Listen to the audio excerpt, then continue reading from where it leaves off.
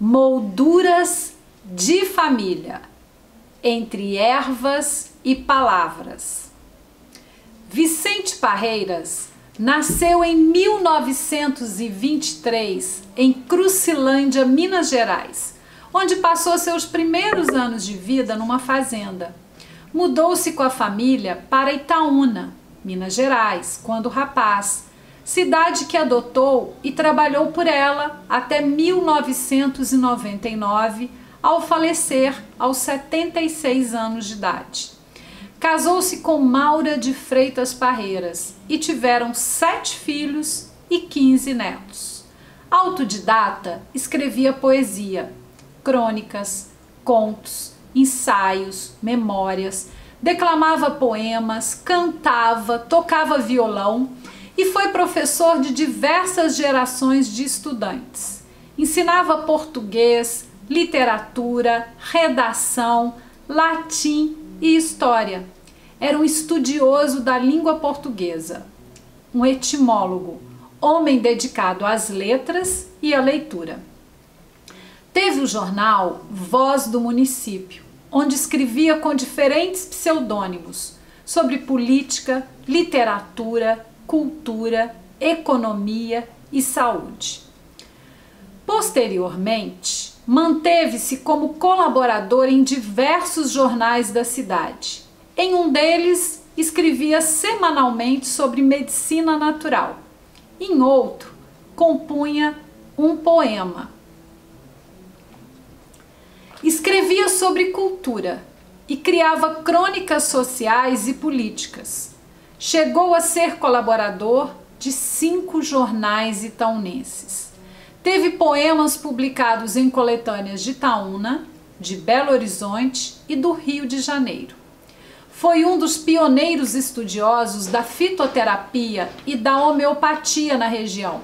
Preparava poções, diagnosticava males e estabelecia o valor dos medicamentos de acordo com a condição sociofinanceira da pessoa.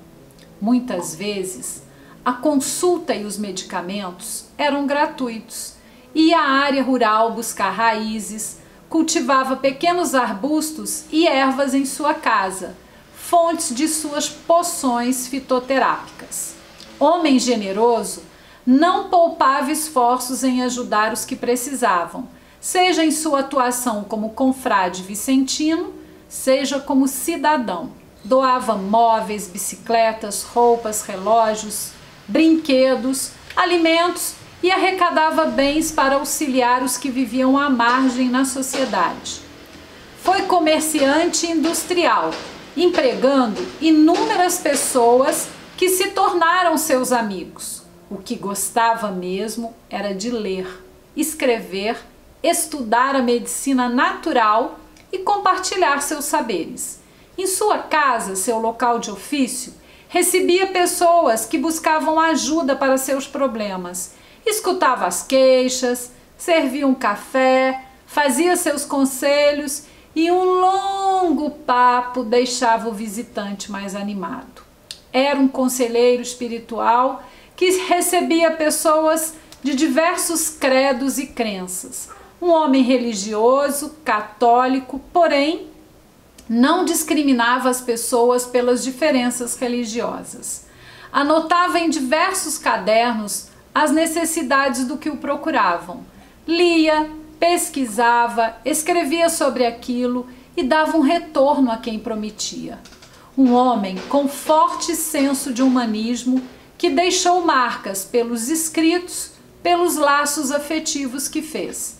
Seus filhos e netos atuam em áreas profissionais variadas, da educação à economia, da engenharia à fisioterapia, da psicanálise à literatura, da advocacia à sociologia, da medicina à publicidade, da arte à moda e ao comércio.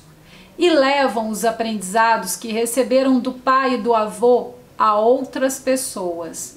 Num mundo tão cercado de vaidades, de competições, de uma força voltada aos bens materiais e à futilidade, lembrar o Senhor Vicente é buscar na memória, a razão de valores espirituais, como a solidariedade e a palavra, como poção do que há de belo na vida, a literatura.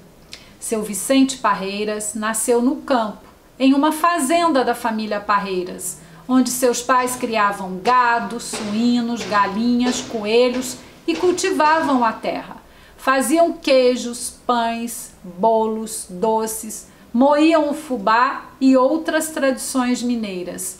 Recebeu suas instruções de uma professora particular que lhe ensinou as letras e as leituras. Frequentou uma escola rural e foi um autodidata dedicado às pesquisas bibliográficas. Encomendava os livros pelos correios, vindos das capitais, que chegavam enrolados e amarrados com cordão. Além disso, frequentava a biblioteca da cidade e desenvolvia assim seus textos. Lia e traduzia outras línguas, como o espanhol e o francês. Desenvolvia pesquisas etimológicas, com forte inclinação para os estudos de latim, que sabia declamar em formas de versos. No quintal da sua casa, residência onde criou 7 filhos com Dona Maura, havia pequenos animais e cultivavam um pomar de frutas e uma horta de ervas e verduras. No quintal, ele se realizava como homem da terra. Em uma coberta, preparava garrafadas terapêuticas de fitoterapia. Tomava sol, cuidava das criações, acompanhava o desenvolvimento das plantas. Nos últimos anos de vida, era caseiro, apesar de sair diariamente para se dedicar às orações e entregar seus textos em jornais. Recebia muitas pessoas em sua casa. Da roça vinham parentes e conhecidos montados em cavalos, que eram amarrados na porta da sua casa.